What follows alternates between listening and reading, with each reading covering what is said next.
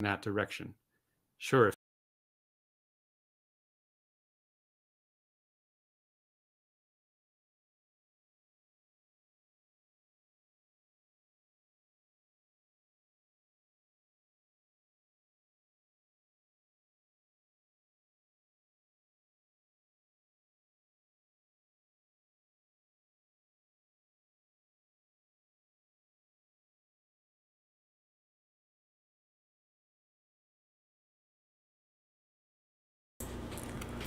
What's going on, everybody? We're going to give wait a few minutes to get everybody to come in and let it build up a little bit. So give it a few minutes. In about 5 minutes, 8:30, we'll go ahead and start and get into it.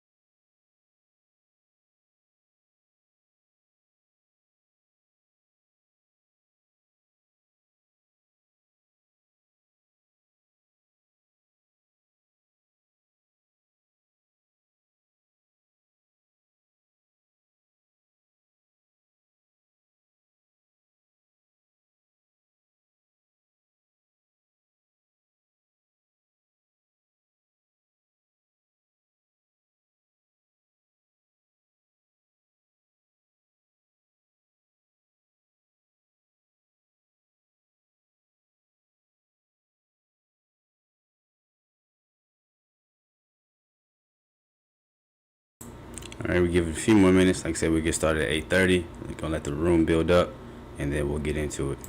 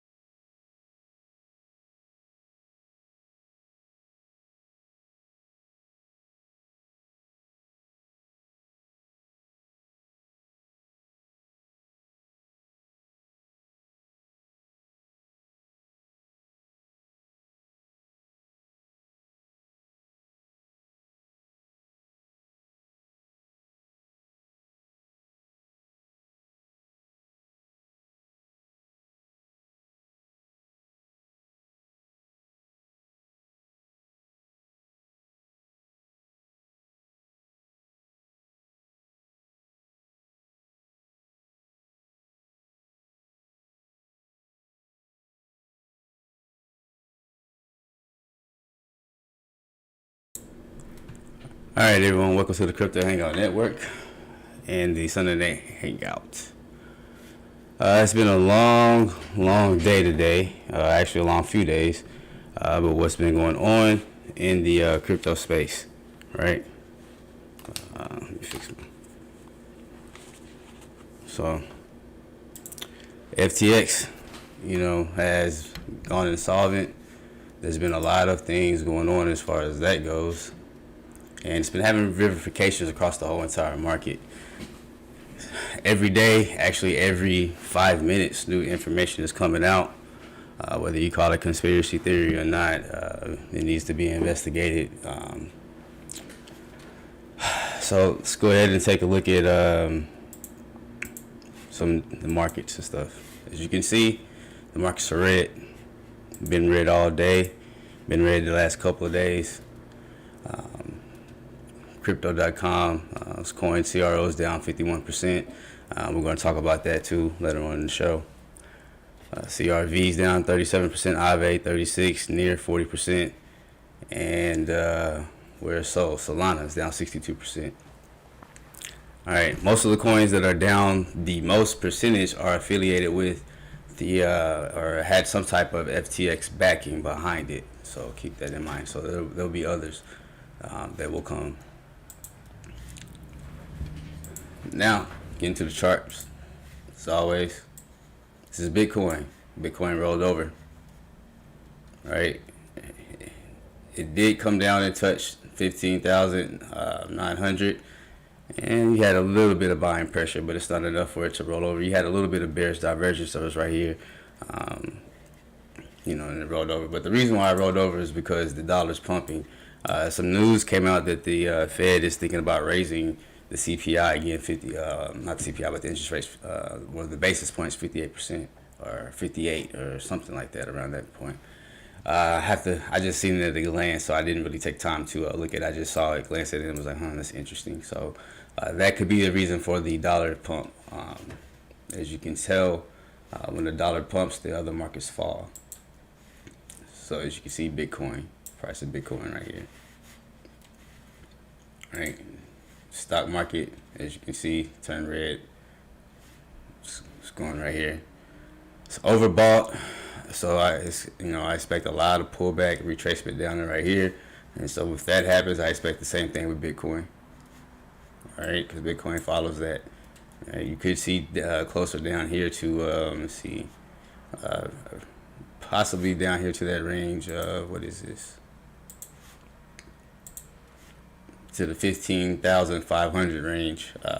If you see a pullback here and you see a major pump in the dollar. Okay, now the conditions of the RSI are good for a major dollar pump, so this is something to look out for Monday morning when the markets open up. Okay, see how they react to this. Let's take a look at Ethereum. As you can see, Ethereum, same thing, it's doing the same thing Bitcoin is doing, etc. All right. Now, before we get into the news, I wanted to plug in the podcast. All right. After January 1st, we will be moving to Spotify and Pandora. We will only be uploading clips here on the YouTube channel. Okay. So keep that in mind. And here's what the Pandora podcast looks like, where we talk the metaverse and NFTs, called the Metaspot podcast. All right. So that every show comes out every Wednesday. Tune into that as well. So let's go ahead and get into the news. So this right here has been interesting. They say that FTX didn't have any Bitcoin. Bitcoin Archive is a reputable researcher or whatnot, and said that they didn't sell. They sold you fake Bitcoin. Said FTX had 0 Bitcoin assets listed in bankruptcy docs, yet it had 1.4 billion in Bitcoin liabilities. The Financial Times, right? So that's where that reference came from. So this was a Ponzi scheme from the beginning, all right? And as we get into the show, you will see several questions raised that if this was not set up particularly to do exactly what it's doing now, crash the markets, and to bring in heavily handed regulation for the crypto markets, okay? So they can pick the winners and they can pick the losers, right? Next, we have this is for crypto.com. People that had asked me about crypto.com. This is the CEO of crypto.com. So there was a lot of chatter about a couple of transactions that took place. It says they transferred ETH, the other day, over 3 weeks ago, to Crypto.com's whitelisted corporate account at Gate.io. He says Crypto.com proceeded to withdraw the funds back to its cold wallets over the following days. The entirety of ETH was successfully withdrawn by Crypto.com and returned to our cold storage. It says right here, Gate.io confirmed it there. It says clarifications on Crypto.com's transfer for the sake of transparency and education. It says one, the snapshot, an audit taken on October 19th is what they included on, and two, all 320,000 Ethereum were returned, and there's the Etherscan transaction to prove it. Right, so let me pull that up real quick. Okay, that's the article. We don't want the article. We want the Etherscan, and here's the transaction right here. Right, 320,000 Ether at 378 million going back to Crypto.com. So he further says fund movements from Crypto.com custody systems are only possible between approved and whitelisted addresses attached to our cold wallets or hot wallets and our corporate accounts at third-party exchanges. In this particular case, the whitelisted addresses belong to one of our corporate accounts in a third-party exchange instead of our cold wallet. We have since strengthened our process and systems to better manage the internal transfers. That's all there is to it. All our systems are operating normally, right? And so you have people commenting down here. You have Safu Dev says Crypto.com voided users' transactions 40 hours after they took place and is now asking for 90% more of the value of the transaction back. No answers from the support. Interesting. And there were reports that you could not get anything out of Crypto.com, that they were stopping transactions, but others have reported that they were able to move funds to and from Crypto.com. So not sure how accurate those reports are. Okay, so here we have Wu Blockchain. Chile's announces 38 million CAC and will be sent to public addresses to compensate individual users unable to withdraw chills on FTX. Derivatives exchange BitGet announces 5 million builder fund to help traders damaged in FTX incident. So now you have some, blockchain companies that are trying to mitigate some of the losses of the investors that held their coin on FTX. So that's a nice gesture. Now you get to the meat and potatoes of the FTX. TraderWise, right? Go follow TraderWise on Twitter. At TraderWise, okay? Now he says Crypto.com, right? Now remember over here we had, where were we at? Let's see here. Was this the one? Let's get to it. Yeah. So remember when the CEO of Crypto.com said all this right here. So Wu Blockchain, not Wu, but TraderWise did some investigating. And he says Crypto.com sent $1 billion to Sam Bankman-Fried FTX. After some transaction ID digging, FTX has received around $1 billion in USDC from Crypto.com. They likely fell victim to Sam Bankman-Fried FTX incredibly great APR deception, and they figured, why not make some decent money from the deceits from the users? Now, this is kind of contradicting what was being said on the CEO was saying about Crypto.com, right? So he goes on to part 2 of the thread. It says the Etherscan address in the screenshot above is this right here. And here is the Etherscan address. The Etherscan, the transactions. Right? Crypto.com, in, out, etc. 47 days ago, etc., etc. Now he says update. Withdrawals have been frozen after this tweet. I tested the withdrawal function on my phone and we are about to begin and witness FTX all over again. I'll explain it. U.S. profit maxis can capitalize, as I did in this thread from the FTX thread, right? So it says, conclusion, his hypothesis was correct. CEO traded customer funds as a hedge and is now snitching on Coinbase. Just closed my shorts. Now, if you're in any of my groups, especially my Facebook groups or my Facebook private groups, then you know that I've told you months and months and months ago to get your crypto off the exchanges. I even gave you ideas on how to use a cold storage wallet with a laptop. Take the laptop and disconnect it from the internet and use it as a cold storage wallet. I've told you numerous and numerous of times. I try to beat it in your head to take your crypto off of the exchanges, right? You knew this was coming. So hopefully you guys are prepared. Hopefully the Hangout gang is prepared and nobody's getting caught off guard. That's a part of the Hangout gang that is, by everything that is taking place, right? So like he says, his hypothesis was correct. The CEO traded customer funds as a hedge. He is now snitching on Coinbase. So let's see what he has to say right here. He says, this is false.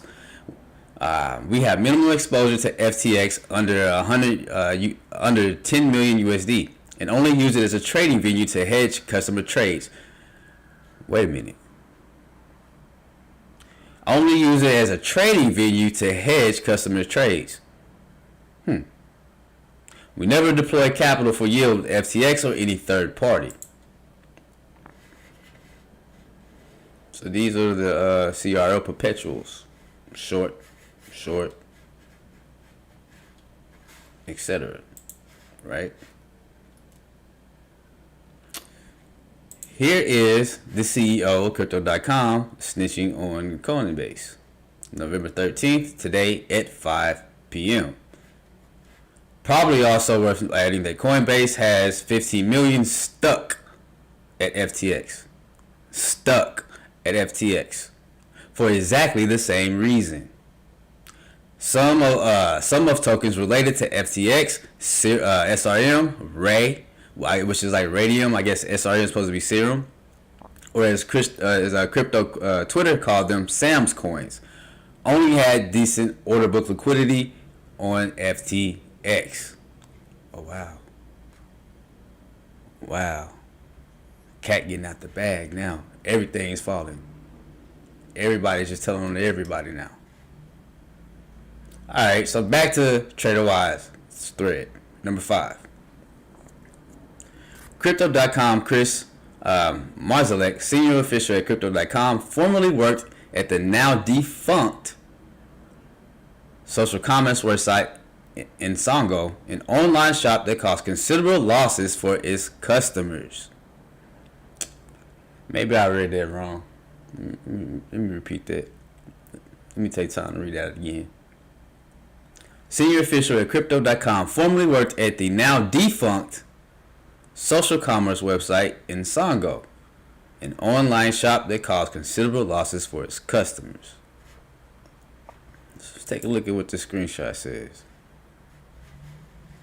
Well, he just gave the earn up to 14.5% PA in crypto rewards, right? Percent annually. 8.5% annually for stable coins. It's too good to be true. That's how they were suckering people in, man. So that's what's been going on with a lot of these exchanges. You know, they've been hedging, customers, using customer funds and hedging.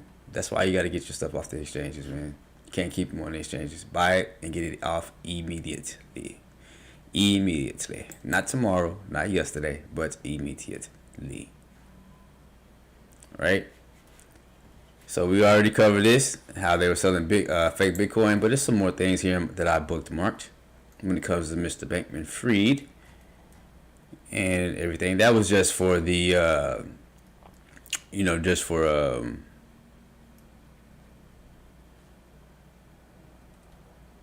what's the word I'm looking for? For my Crypto.com holders. That's what it was. For Crypto.com holders, yeah. So right before I did this show, which was making me, the reason why I was late, a couple of things came across my feed that I wanted to share with you guys as well. Okay. As you know as well, there was a hacker that hacked FTX and was moving funds from FTX and from all the other third-party apps that they had access to, and they were dumping the altcoins Matic and I forgot the other altcoin, but pretty much just dumping it on the market, crashing the market. So you have a lot of things that's going on with FTX and FTM. So this is kind of like how they were moving the money around through all the shell companies, etc. You had Voyager, FTX, and Voyager, which Voyager failed, and then Voyager was lending money to Alameda. Alameda was lending money to all these other places and buying up companies with the lent money, etc. And they had a back channel where they could lend or get funding one for one and go under the radar without any audits or anything.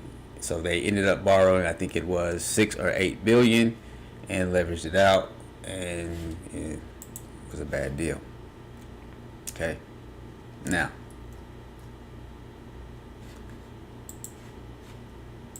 right here I had get to some of this news article, FTX, right, and Solana.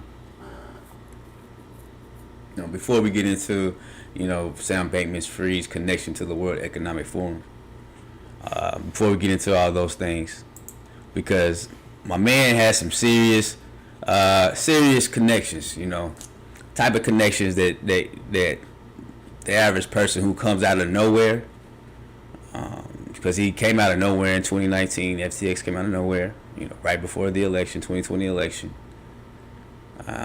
He got all this funding. He instantly became a billionaire. Instantly became the richest man, one of the richest men in cryptos. They were touting him as the next Warren Buffett, the next J.P. Morgan Chase, and FTX.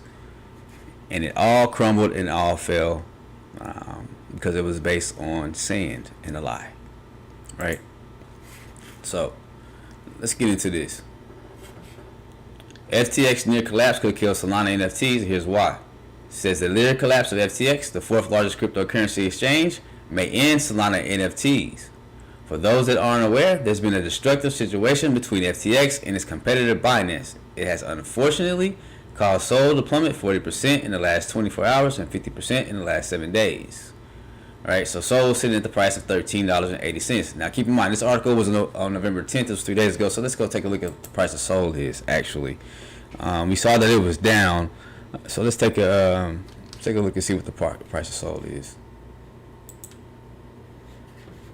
Let's see what Solana is. Didn't even give them top 50 today. We just got straight into it.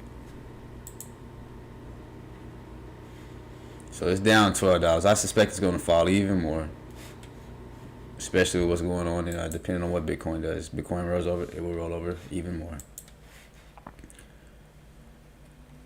So, but the main reason why Solana, prices falling and NFTs are going to be dealt with is because of the relationship between and the association between Sam Bankman-Fried and FTX.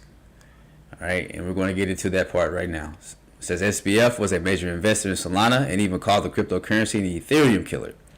In addition to the overall effect FTX insolvency had on the market, there are ties between the exchange and Solana that must be mentioned. According to CoinDesk Alameda Research, Bankman-Fried's trading firm had $1.1 billion worth of SOL on its balance sheet. That's over 10% of the Solana supply. Okay? You heard that right? Over 10% of the Solana supply. Over 10.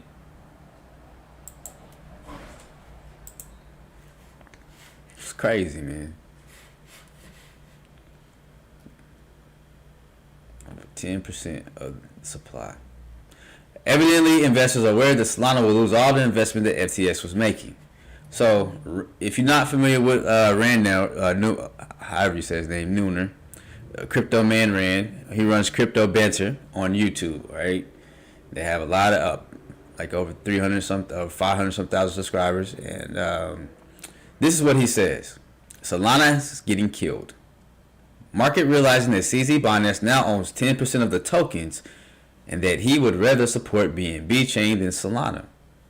Also, Solana just lost all of the support and investment that FTX and Sam Bankman-Fried FTX were making into the ecosystem.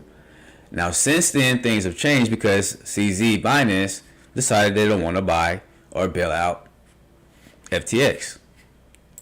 So, price is going to fall even more. Nobody's looking to bail them out. Nobody can bail them out because every time they look at they do their DD or due diligence, they see the balance sheet and they say it is, it's too hot to touch. It's too hot to touch. So what does it mean for Solana NFTs? Because a lot of you in the Hangout gang, including me, have NFTs on the Solana ecosystem. All right, so I will disclose that. I do have NFTs on the Solana ecosystem, so this affects me as well. With all this pressure Solana is facing, it's hard to tell who will stay in the ecosystem. Will everyone jump ship, or will the true builders remain and act as if there's nothing happened? In short, we don't know what will happen to Solana NFTs in the coming days, and this could possibly be one of the most worst crypto disasters we've ever seen. Moreover, there are big players in the ecosystem like Magic Eden who are trying to keep the members level-headed. And this is a tweet from Magic Eden. Okay, if you don't know who Magic Eden is one of the major marketplaces. All right, one of the major NFT marketplaces that are on the Solana ecosystem and Solana blockchain. They say thousands of builders building cool shit. Solana has the most active wallets on the chain, and Fire Dancers creating a path to 600,000 TPS. Google Cloud became a Solana validator. Almost every event was jam-packed at the Solana conference, right? And I will add that Solana does have the second most active developers building on the Solana blockchain. Second only to Ethereum, all right? Ethereum has the number 1 developers and Solana has the number 2, all right? So keep that in mind. Nonetheless, community members are trying their best to stay afloat in the midst of this crazy price action.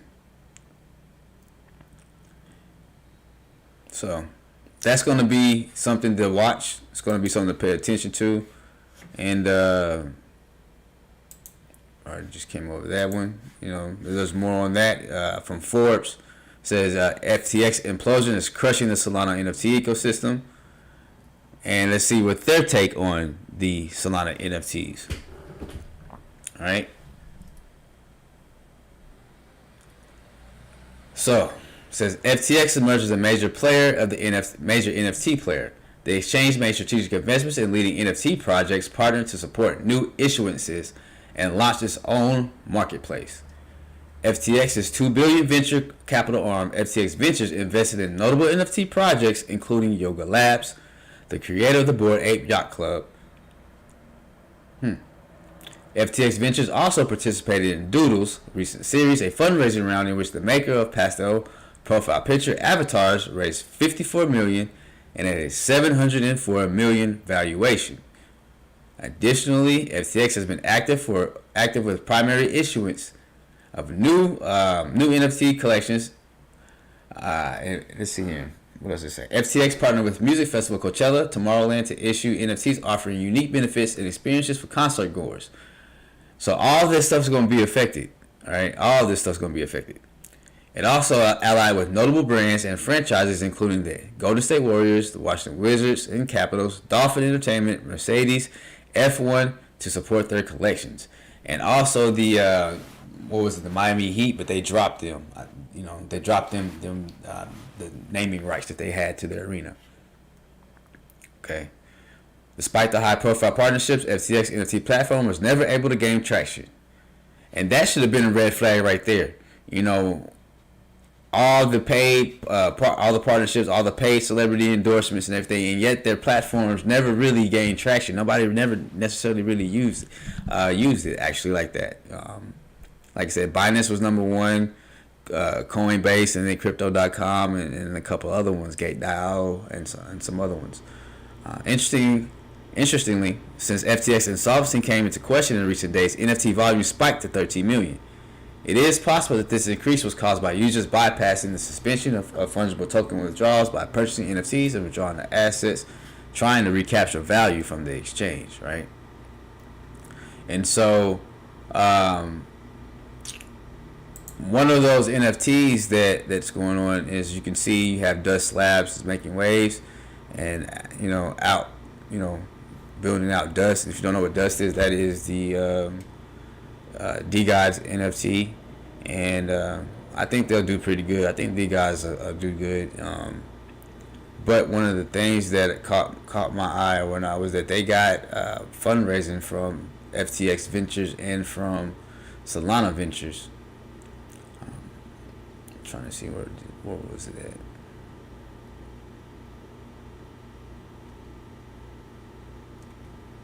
Pass it.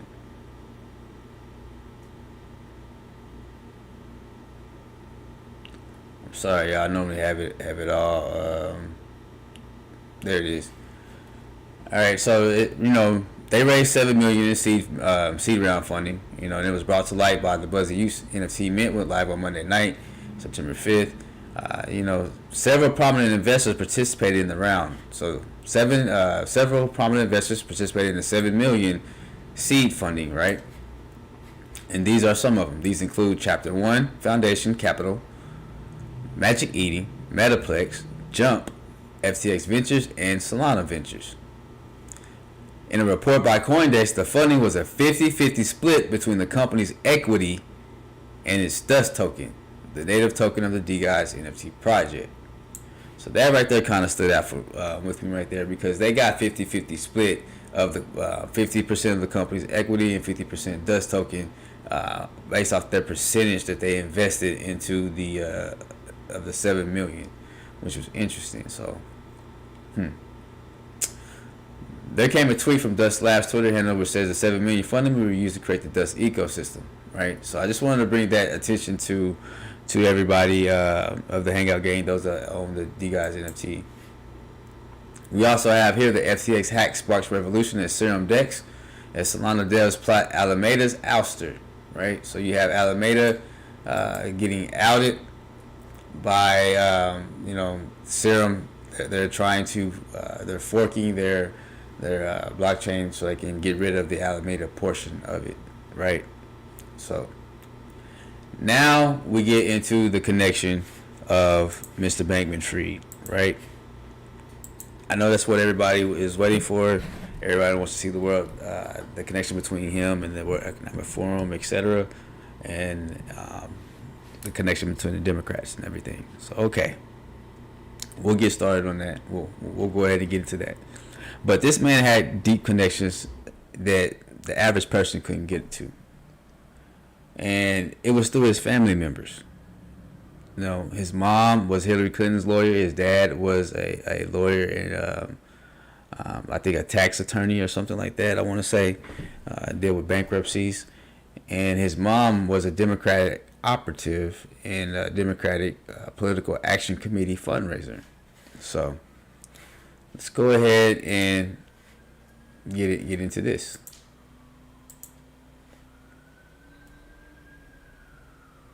And so, now look what happened. This is what they're this is his aunt, Linda Fried. Right? She's the one that has the association to the World Economic Forum. As you can see right here, it says Fried is a member of the World Economic Forum's Global Agenda Council on Aging. Right? The World Economic Forum. Now, if you're not familiar with the World Economic Forum, they're the ones that say that you will own nothing and you will be happy. They're the ones that want you to eat bugs, and they pretty much kind of control the economic system that we kind of live in today. Right? They make the rules. They talk to all their what they call young global leaders who somehow, some way end up in positions of power in countries. Some become heads of states, some become secretaries of states, some become in positions to control financial systems.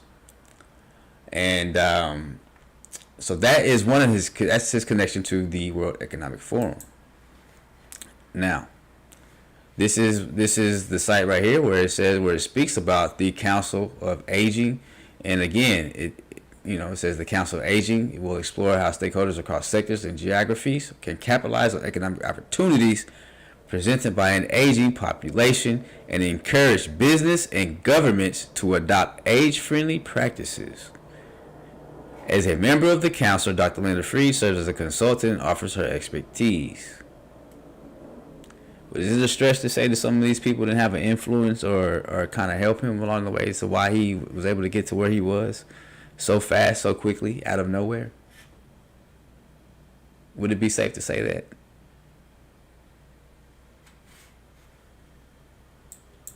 Now,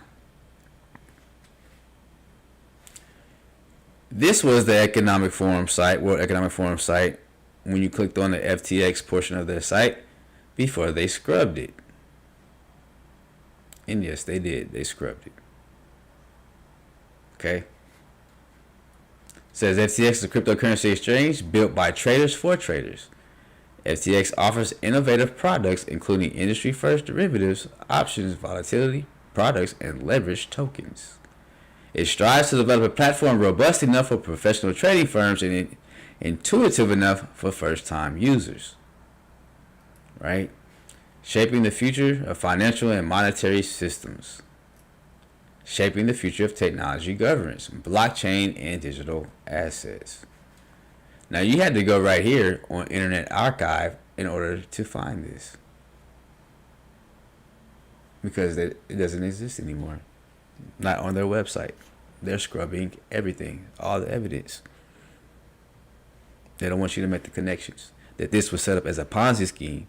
This was set up to funnel money to a certain party to defeat a certain person and everybody that he endorsed candidate-wise.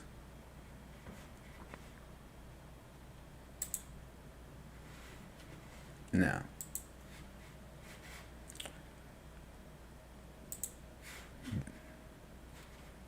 this is his connection.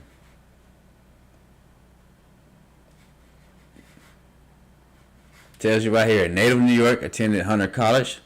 She's a sister of Stanford professor Barbara Fried, who is the mother of cryptocurrency entrepreneur Sam Bankman-Fried. She received her bachelor's degree at the University of Wisconsin-Madison in 1970. And MD from Rush Medical College in Chicago, 79. Right? So it's verified she's her aunt. That's the aunt. Verified the World Economic Forum as well. Now, I had more bookmarks because people thought when this idiot put together said this, that he was just talking out of the side of his neck. Oh, he's just old. He's just senile Joe. That's all. He's just senile Joe. He had a gaffe. Is that what the media tells you? Is that what that is? That's the word they use. He had a gaffe. So let's listen to what Mr. Gaff, senile, allegedly, Joe has to say. We're in a situation where we have put together, and you guys did it for our administration, the President Obama's administration before this. We have put together, I think, the most extensive and inclusive voter fraud organization in the history of American politics. Y'all tell me, was that a gaffe? Or was he just telling y'all exactly? He's just being truthful, putting it in your face, because they say the best way, to hide a lie is to put it out there in the public, right? We're in a situation where we have put together, and to hide the you truth, guys should I say, did it for our the President Obama's administration before this. We have put together, I think, the most extensive and inclusive voter fraud organization in the history of American politics. So yeah, I mean, it all could be a coincidence, or it could not be. I mean, that's for y'all to decide. All I do is find the evidence. I find, the information presented to you guys for you to make your own decisions. That's what I do, right? Now, there's been more coming out, like I said, since I've been on here. As you can see, right here, Says PSA, if you have a bank account linked to FTX, change your bank account password and stop sharing data immediately. Stop sharing data immediately. Blows a screenshot of my bank account, which they tried to access 40 minutes ago. And he provides a screenshot where they tried to access, etc. Right? Get off of that because we don't want to show his information. Right? Even though it's blotted out. Now, CZ says self-custody is fundamental human right. You are free to do it at any time. Just make sure you do it right. Recommend start with small amounts to learn the tech tools first. Mistakes here can be very costly, and I agree. Stay safe, which basically means stay safe. Okay? And I agree. Self-custody is very important. Very important. And a lot of people who had their money on these exchanges that are falling are starting to understand why self-custody is as important as it is. So that's the thing. Self-custody is important. Crypto is about being your own bank. It's about decentralization. Right? It's about transparency. Everybody can see everything that's going on the blockchain. It's supposed to take out corruption. And funny thing is that most of these companies that are falling and going insolvent are centralized.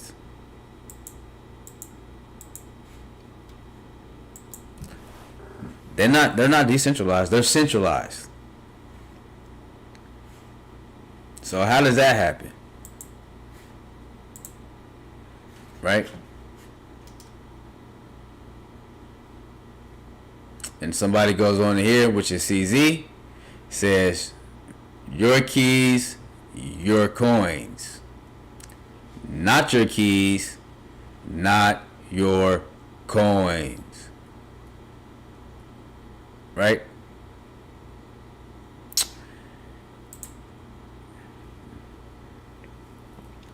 Another exchange, Huobi, in Hong Kong, announced that 18.1 million in crypto could not be withdrawn on FTX, of which 13.2 million was customer assets. Controlling shareholder Li Lin will provide additional unsecured financing of up to 14 million, which will cover client balance sheets.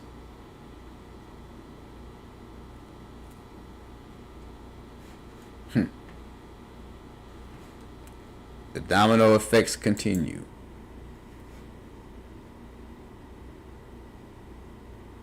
Now, there's obvious ties between, everybody. If you watch the other videos, the other live that I did yesterday, then you understand the ties between Gary Gensler and Sam Bankman-Fried.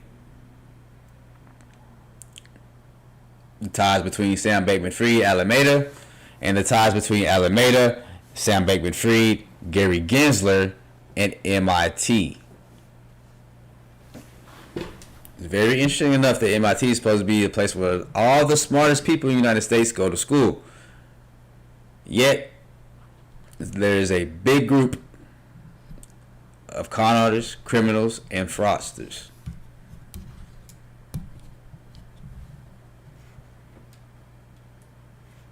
Mr. Dean says, ask yourself, why was Gary Gensler meeting with Sam Bankman-Fried and not Brian Armstrong? That's a good question, Mr. Dean. Even giving the Gensler the benefit of the doubt, why Sam Bankman-Fried and not the largest exchange in the United States, which has a broker-dealer license? Because keep in mind, FTX was offshore. It wasn't here in America. It was offshore.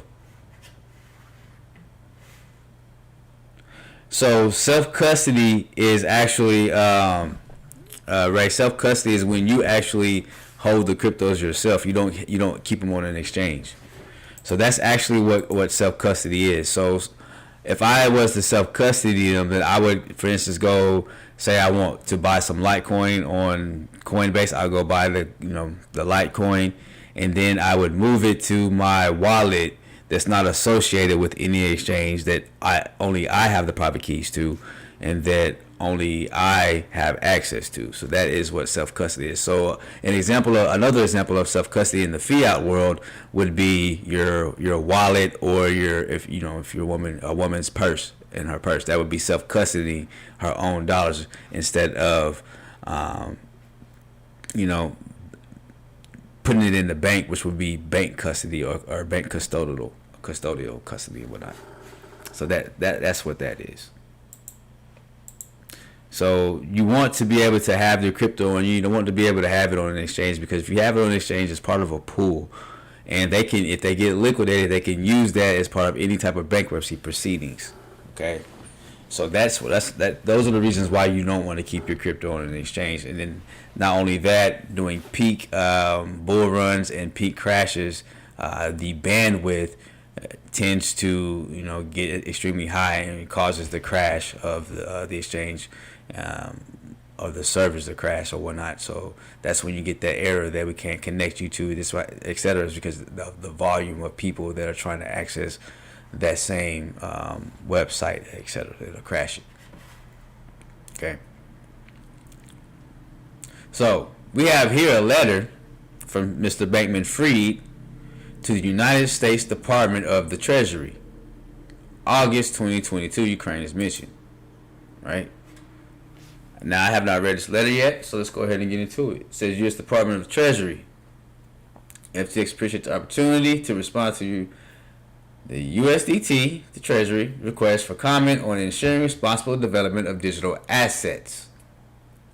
FTX is encouraged by the process of outreach and education originated by President Biden's March 9th executive order on ensuring responsible development of digital assets, EO. If you don't know what the EO stands for, it stands for executive order. Fundamentally, the EO acknowledges the substantial and positive impact the digital asset ecosystem has. So let me go ahead and, I'm sorry, I didn't put that on there for you guys. Let me see here. Make it big.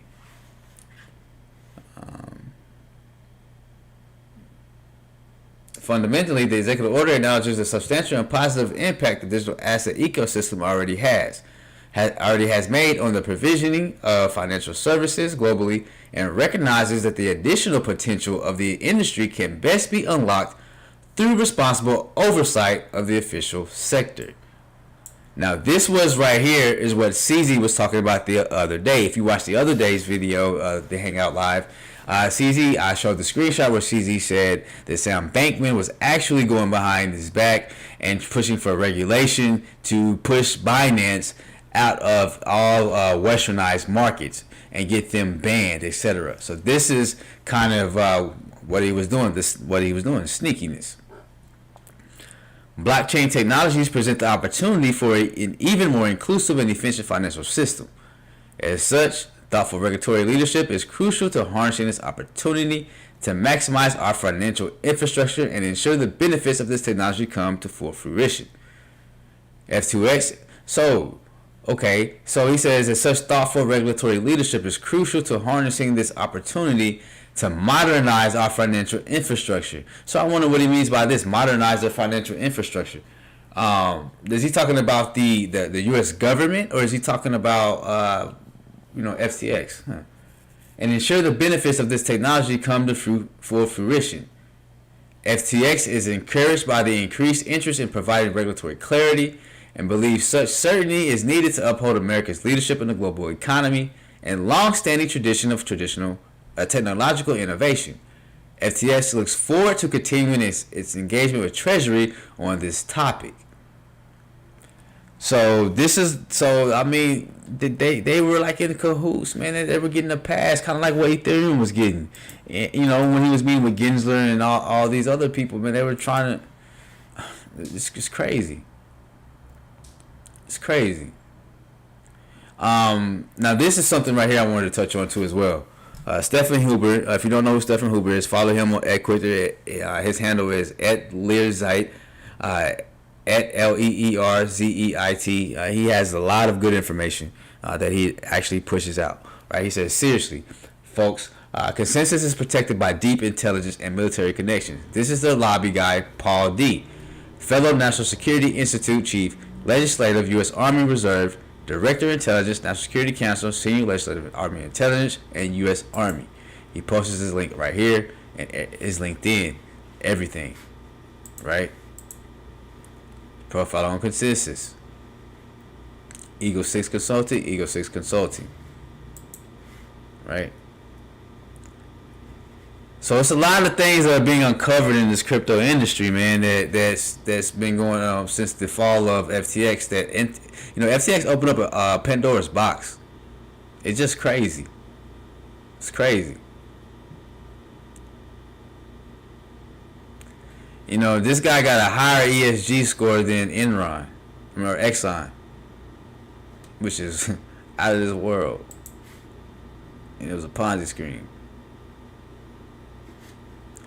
Duo 9 comes out and tells more FTX, and he's been finding a lot of information himself. You follow Mr. Duo 9 on Twitter at Duo 9 BTC.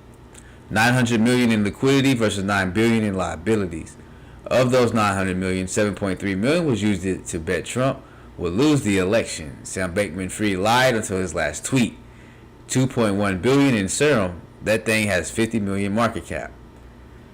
So he was even betting customer funds on the election, man. I mean, what more of a creep, can you be? Like, you sit there. I mean, I don't know how much more of a creep you can be, man. It's crazy. My guy is crazy, man. Wow. Mostly speechless on that. And now his actions are reverberating around. So this is Mr. Friedman. He was also part of FTX. He is also a scammer. And he has also scrubbed all his LinkedIn and Twitter profile. This is the guy that was involved in the poker scam. The FTX website scrubbed Friedberg from the team page as soon as the saga began.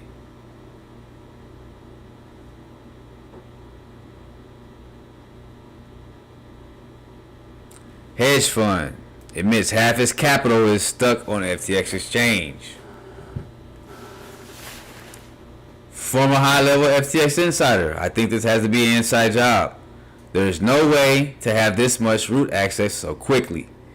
There are too many different wallets and products to pull this off at once.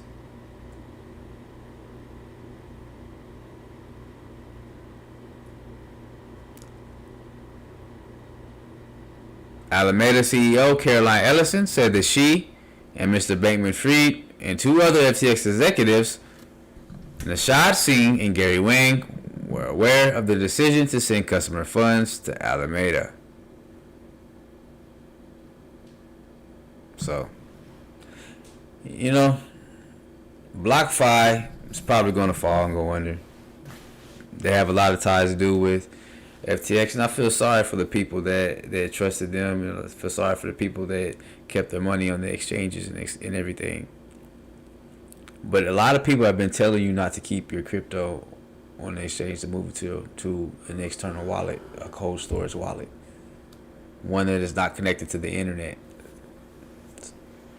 And so let this be a wake-up call and a warning to those who still have crypto on different exchanges.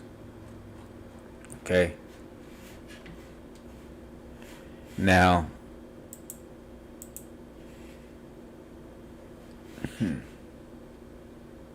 any other questions that you have? Because this is the hangout.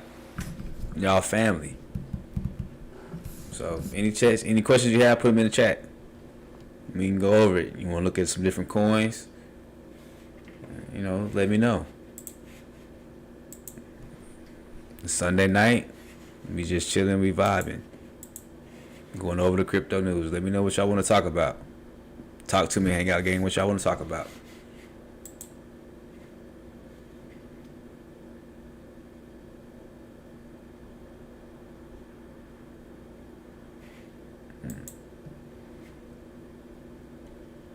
So people responding to me on Twitter, man, when I said that the price will go of Ethereum will go to $450. If you're part of the Hangout Gang, then you already know that I've been told you that. I told you guys that part back in January, February. I only told Twitter more recently, as far back as June, etc. But to show you guys right here, it's the question right here. So he says he's projecting financial institutions to Satoshi's view. He says projecting institutions to liquidate portions of the crypto assets on Monday morning. This should set ETH under 4 digits. Be safe. So I replied it will go to 450. And so he replies to me, the main question is, would you be buying? Now, if this were to happen, this would actually mark the end of the bear cycle based on prior cycles. I'm telling him, I already have buy orders set. And when I have, and I do.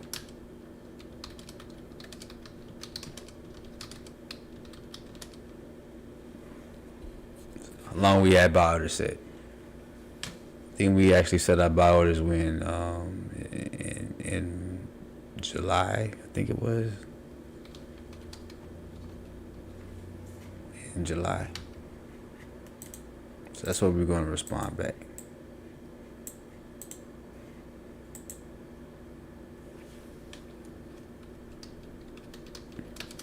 Between 408 and 450.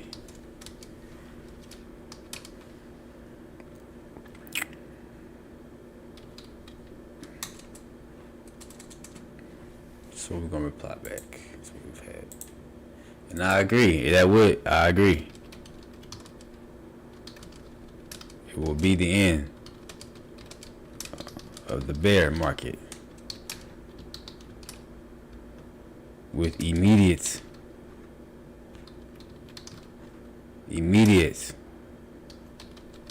pivot and new all-time highs.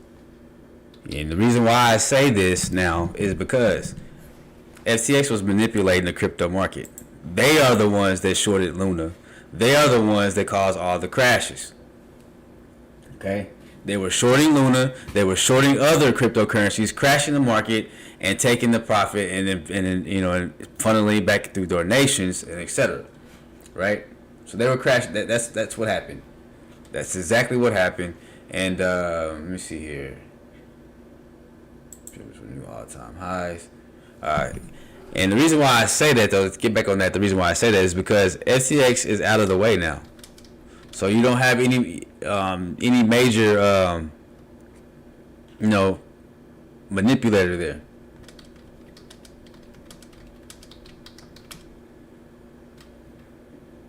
Let's see, a major manipulator is gone.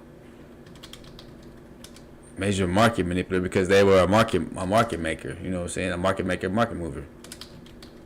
They set the price of coins and stuff.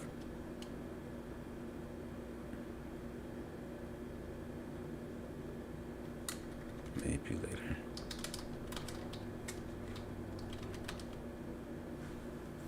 So yeah, so that is the deal right there. That is why I say that. And that is why I say once those bottoms hit, you're going to see like a light switch. Everything's going to go to all-time highs. You're going to see everything turn on like a light switch, and everything's going to shoot up. You're going to see new all-time highs, and people are going to be shocked and surprised because they're not going to be able to catch it, because you're going to see crypto going up by the thousands, especially Bitcoin. Bitcoin may go up 5,000, 10,000 every 5 or 6 minutes because it's being suppressed. It's like a basketball being held under the water, and when you let it go, what does it do? It shoots up out the water, right? It rockets and moons up. That's exactly what is going to happen. It's exactly what's going to happen. Now, if you're not following me on Twitter, you should follow on Twitter right here, the Crypto Hangout. You can add me at CryptoCrane2, and that is the page right there. You can follow us, okay? That should have been a red flag right there. I agree, Mr. Lark Davis. The Crypto Lark. Follow him on YouTube, the Crypto Lark. I agree. Let's see here. So as far as your seed phrase, if you have custody of your seed phrases, that's similar to having a hard wallet. Yes. Yes, it is.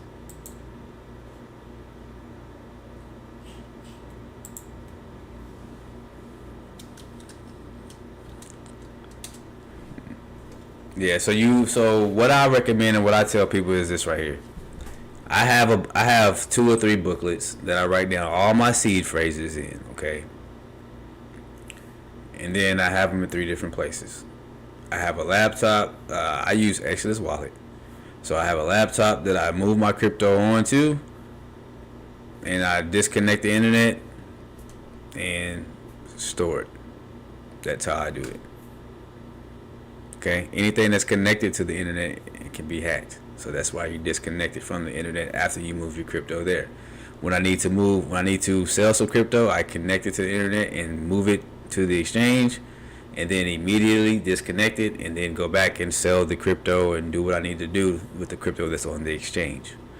As long as you have your private keys and your seed phrases, etc., stored, and don't store them digitally on your computer or laptop. That's another a risk. That's another mistake people make, because if you get hacked and they're able to find your private keys, then they can still get on, because you still have files or saved files onto your laptop that'll show your private keys, etc. So when you see those things that say download your private keys or save your private keys and stuff like that, it saves a file on your laptop. And a hacker can actually, write code and send sniffers out to actually sniff out for that type of information, and return back what they're finding. And therefore, they get your private keys, and they just sign into your account with the private keys and the seed phrases, etc. So it's not even good to even save it as a PDF or as a notepad document or anything like that. It's not good to have your seed phrases or your private keys or anything digital. Okay, do it the old-fashioned way. Write it down. Believe me, I'm a software engineer. I do this every day, 9 to 5, deal with computers and hacks and all that type of deal, and networks.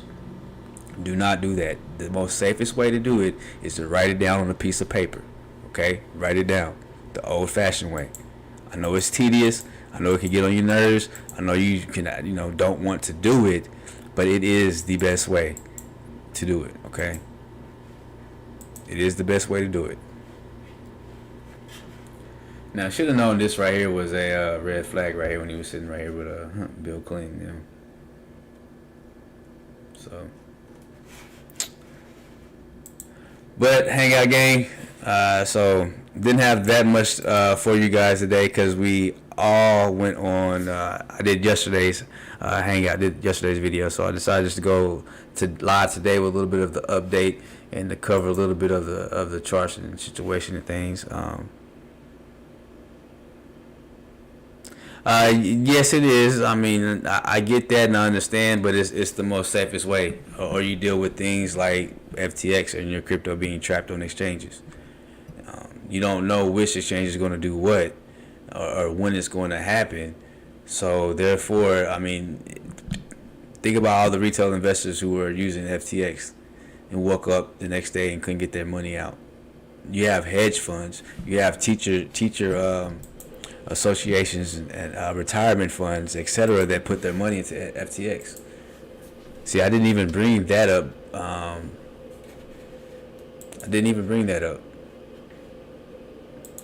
Look at this. Canadian teachers could have a $95 million hole in their pensions due to the FTX crypto implosion.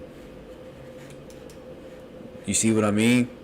And that's because they left it on the exchange. They didn't take it off. Now imagine the fee associated with 95 million, right? So would they have Mother Rush pay that fee with 95 million and still had a majority of that, or as opposed to not having access to that 95 million? So I mean, you gotta weigh the pros and cons. Yes. But no, I don't have a hard wallet. I don't have a hard wallet. I use my laptop as a hard wallet. That's what I use. I actually got a old decommissioned laptop from my job and turned that into built it and turned it into a hard wallet. So I think it's been connected to the internet probably maybe 10 times this year. And then I deconnect, and then I disconnect it. I don't even connect it with Wi-Fi. I connected hardwire with the Ethernet cable. Right, because I don't want the Wi-Fi saved or cached in there to automatically connect or anything. So I just use an Ethernet cable and plug it in hardwired, and then disconnect it, and then go about my business. And there's a password on the laptop. The laptop is hidden, stored somewhere. Nobody knows where it's stored at, and so that's how I go about using a hard wallet. You've seen a lot of those treasures. Let me see. One of those things got hacked. I'm not sure. Not long ago. I don't know if it was a treasure or a let's see.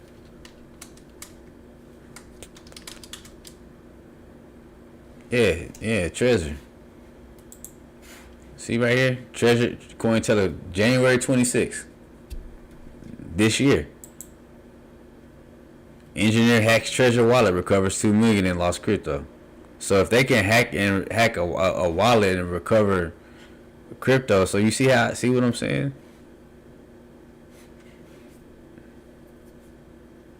Are those things any safer than the laptop that's not connected to the internet? I mean, and it says after unsuccessfully trying to guess the security pin 12 times, they decided to quit before the wallet automatically wiped itself after 16 incorrect guesses. And so then you have to deal with that. I don't have to deal with that on my laptop. I can, if I forget the password to it or whatnot. I mean,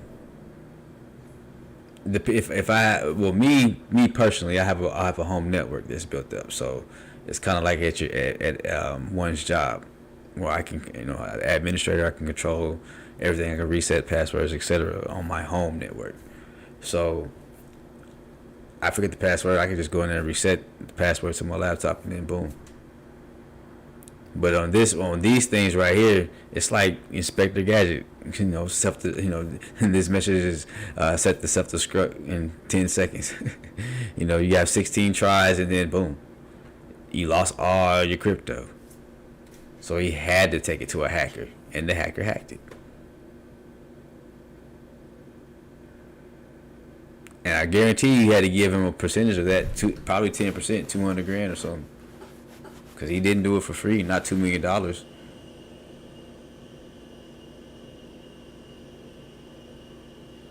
No, ain't no way. The key to this, it tells you right here, and then they tell you how he hacked it. The key to this hack was during a firmware update, the Treasure One wallets temporarily removed the PIN and key to RAM, only to later move them back to flash once the firmware is installed. Grand found that the version of firmware installed on Wright's wallet, this information was not moved but copied to the RAM, which means that if the hack fails and the RAM is erased, the information about the PIN and key will be stored in a flash. After using a fault injection attack, the technique that alters the voltage going to the chip, I knew that's what he did. Because I actually watched somebody do this before, because somebody else had asked me if I could hack into their treasure for them, because they forgot the password as well.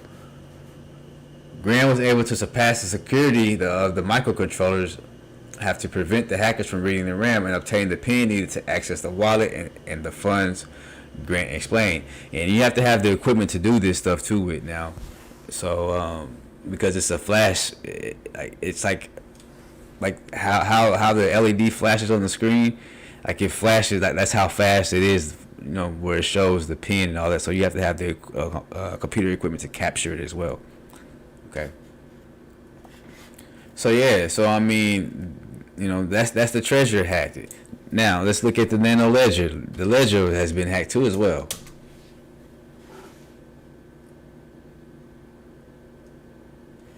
Look, December, two years ago. What is this telling you? After the Ledger hack, who can you trust for Bitcoin storage? Ledger gets hacked. Like everyone else who has a Nano or a Ledger account, I am getting emails from unknown individual and fake Ledger accounts, phishing campaigns for sure. Tell me my email address was leaked and that my wallet has been disabled. So you see what I'm saying? Like, I mean, it all can be hacked. It all can be hacked. Is it any safer than a laptop that's not connected to the internet? That you don't have to worry about, that you only have 16 tries to remember the password before it deletes all your cryptocurrency that's on there. For it has a self-destruct mechanism. So those are the things, those are the decisions and the things that you have to weigh and decide for yourself. Right? So, any other questions, Hangout Gang? Anything else that you guys want to talk about? Or any other questions that you had to ask me while you guys got me here? We've been on here on this live an hour now.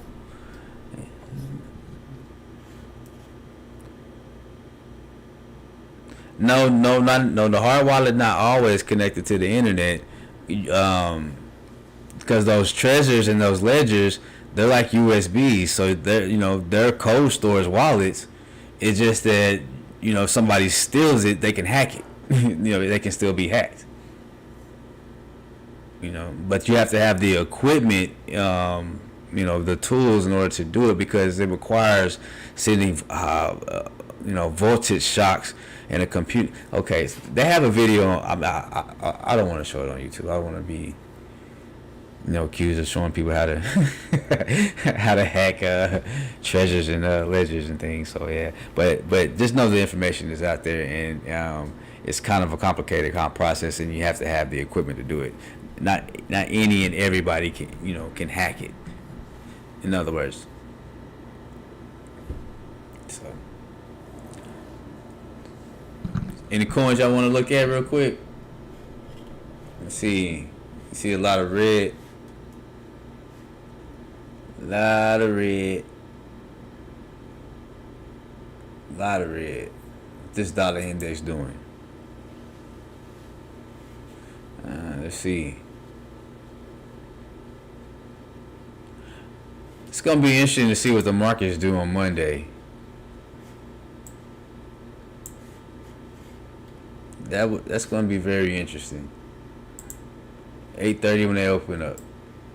Because this right here on this stock market looks like a little bull flag.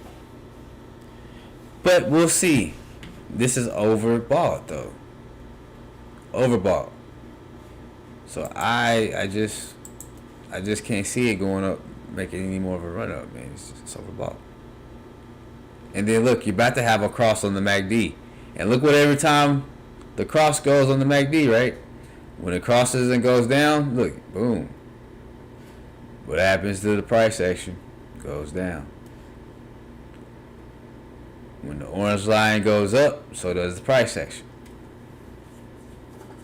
But this is oversold. Gotta pull back sometime. Gotta correct itself.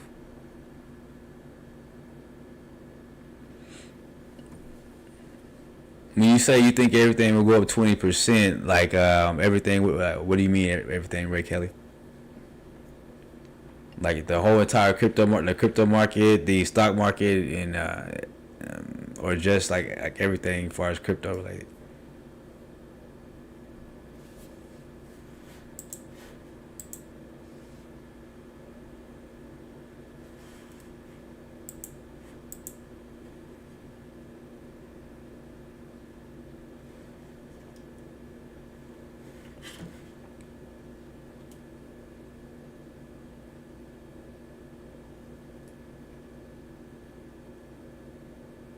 I mean, if you're talking about the crypto market, it has some more downside to go to. My price target, this is my gauge right here. XRP. XRP has to get to 20 cents mark, right? Or 21 cents mark. So the other day when it was over here on Thursday, it needed 45%. So now from today, we just need 36% now. Okay, all of the above. Okay, got you. So after this, after this price target is hit down in here, we don't. This is not much now. This is not much. XRP just needs to fall another 36%. Now, for it to hit my target right there, let's see what 36% does to Bitcoin. Right? We just need 36% from current.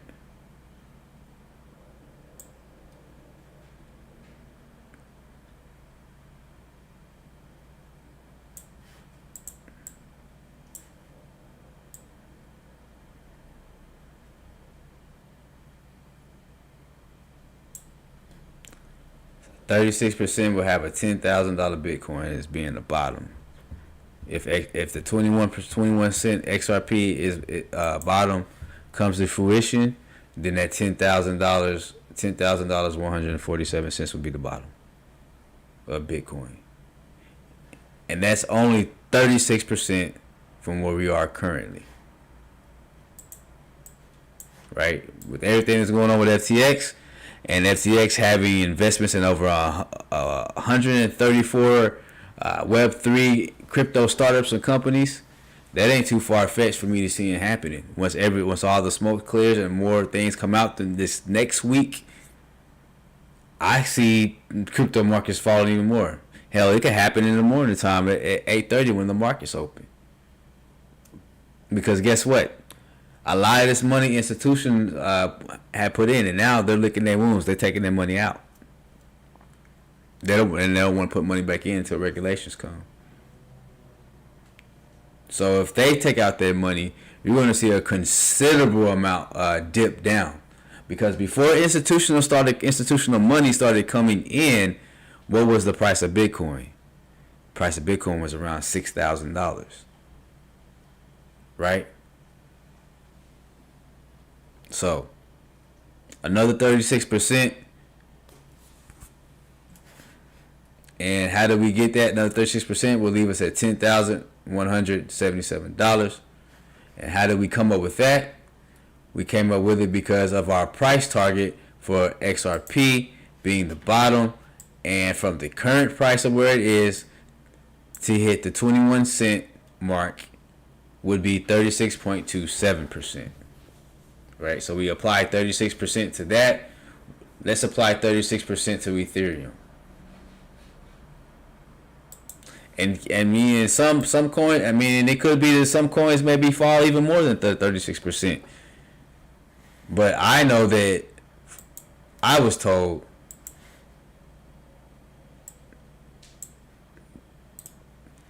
XRP was going to hit this price target. No ands, ifs, or buts. 36.27%.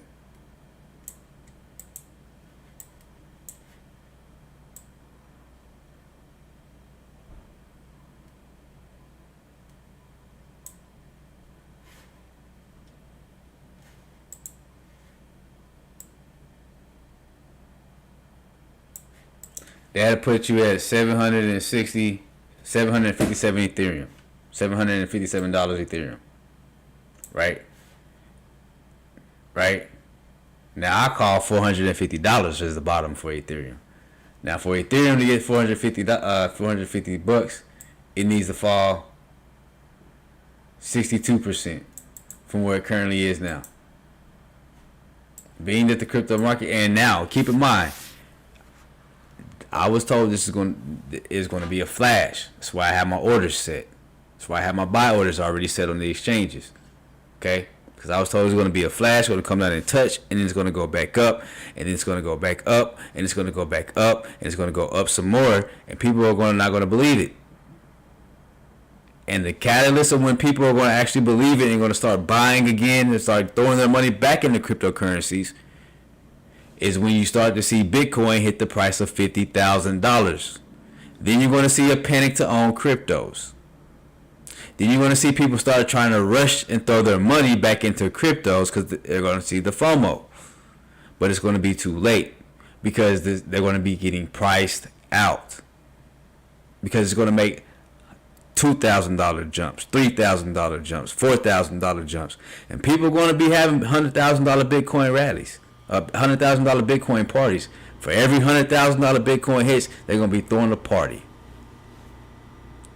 Because the true suppression is going to be gone. The manipulation in the market is going to be gone. There's nobody else to knock it back down. You already have one of the major manipulators, if not the manipulator of crypto market, going insolvent. FCX was a money market maker, okay? A money maker, right? So they can set the price of certain cryptos, etc. They can fluctuate the price anytime they wanted to. So therefore, they were causing the fluctuation of the price of crypto, and they were crashing other cryptos like Terra Luna and etc. etc. So they're out of the market now. There's nobody else to do what they were doing. So you won't be seeing these pumps and then dumps and then pumps and then dumps and then pumps and then dumps, etc. You're going to see a fall back down from the fallout, the continuation of the fallout from this contagion. And then you will see the run up to new all-time highs. But people are not going to believe it. And when the time that they actually realize that this is the real deal, the actual real moon, it'll be too late. Get your crypto off the exchanges. Okay, people? It's the last message. Last warning. Get your crypto off of exchanges. Get you a wallet. It doesn't have to be the ones that we use, which is Exodus. It could be anyone. Okay? But make sure you own your keys. Make sure you have your keys written down. And make sure you don't share that with anybody. Make sure you do not hook up APIs to your third-party sites. Okay? Because if the third-party site gets hacked, they can hack into yours. So don't do that. Just keep it straight crypto, straight to move and transfer funds to. If you want to hook up a cold storage laptop as a wallet, all right. Now I went a little bit longer than what I was expecting to go. I appreciate everybody for tuning in. Appreciate the interaction, and going to be doing some more research. I got a video that I'm working on. Actually, I'm working on doing some research on Circle and how they're trying to corner the market through regulations and other things. And if you don't know what Circle is, they're a stable coin. So be on the lookout for that as well. And if you like the content that we provided, please share with your friends, share with your family, share with anybody that you know that's interested in crypto, as we're trying to grow the channel and get the awareness out. And in the process, teach those that are onboarding to crypto this whole charting process and how to research coins, etc. So until next Sunday, I will see you later. Hope everybody had a good weekend. Hope everybody enjoyed their Sunday and was able to relax, all right, and ready for the week. So until next Sunday, Crypto Crane is out. Peace.